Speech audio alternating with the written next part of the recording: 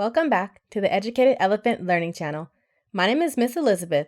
Today, we're going to read the story called The Wishcarvers, written by Kathleen Gauer, illustrated by Sari, Richter.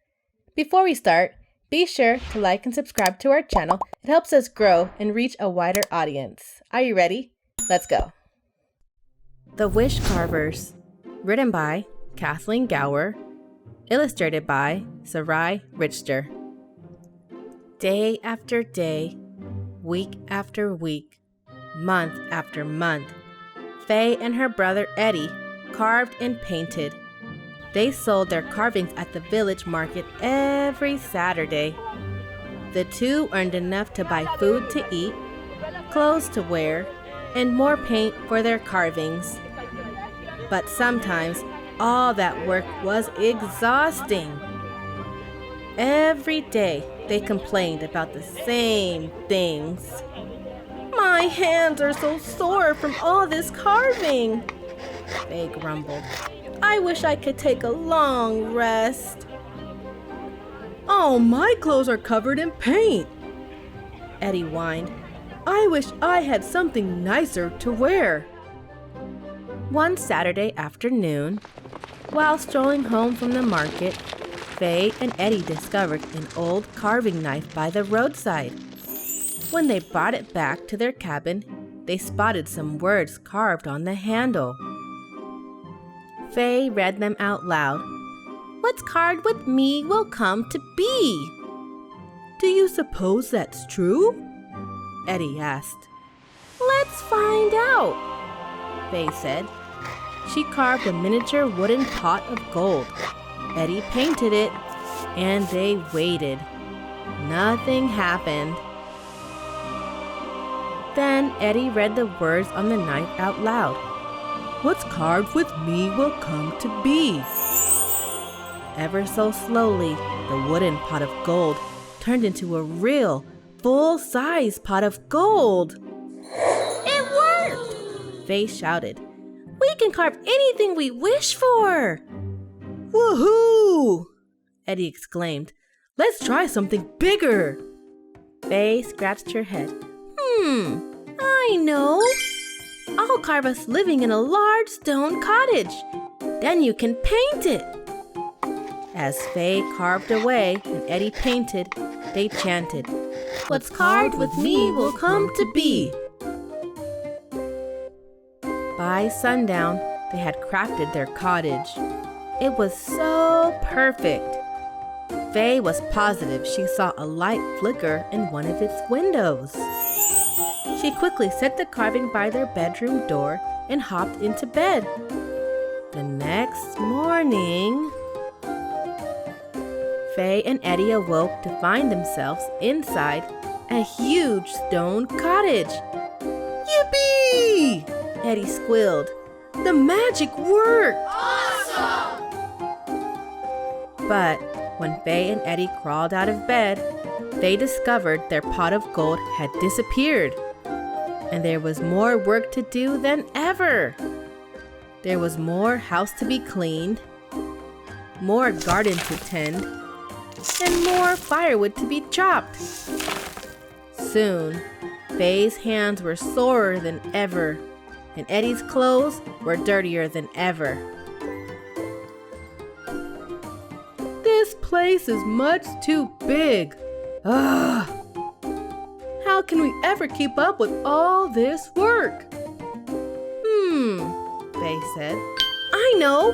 I'll carve us living as king and queen in a lovely fairy tale castle with castle helpers to do all this extra work for us." "Good idea," Eddie said. "At least we won't have to work so hard." Again, Faye carved away, Eddie painted, and together they chanted, "What's carved with me will come to be." By day's end, they had created their castle. It was so realistic. Faye was convinced she saw one of its towers sparkle. She stood the carving up against their bedroom door and climbed into bed just before sunrise.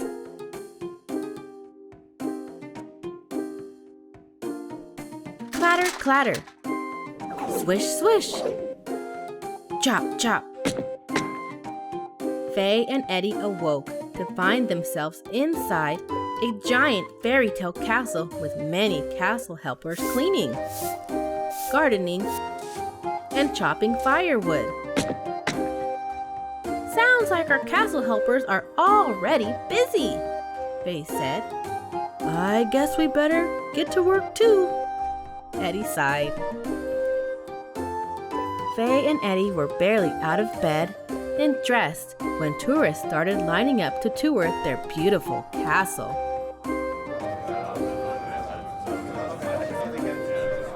How will we ever cope with all these people? Eddie asked. We're used to such a peaceful life. And now we'll have no time to carve and paint, Faye grumbled. And then, chatter, chatter, squish, squish, slop, slop. Tourists began to pour in by the hundreds. Muddy footprints covered the floors.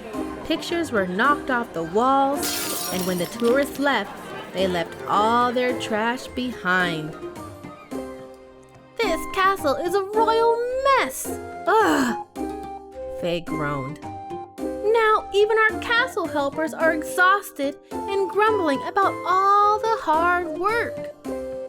I wish we still lived in our tiny log cabin, Eddie whined. Faye said. I have an idea. One more time, Faye carved away, Eddie painted, and together they chanted, What's carved with me will come to be. That evening, Faye placed a freshly painted log cabin by their bedroom door. Then she tossed the magic knife out the window and slid into bed. Early the next morning, Faye and Eddie awoke to find themselves back inside their tiny log cabin. Fortunately, they still had the money from selling their carvings at the village market. It was enough to buy food to eat, clothes to wear, and more paint for their carvings. Awesome!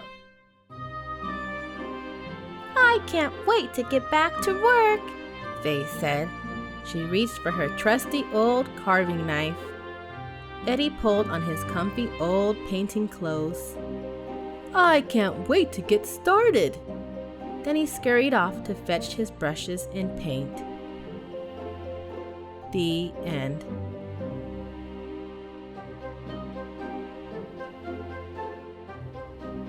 Thank you for reading with us. Today we learned an important lesson. We learned that you can wish for all the materialistic things in the world, but in the end, that may not make you happy. What's important is to appreciate all the things that you do have.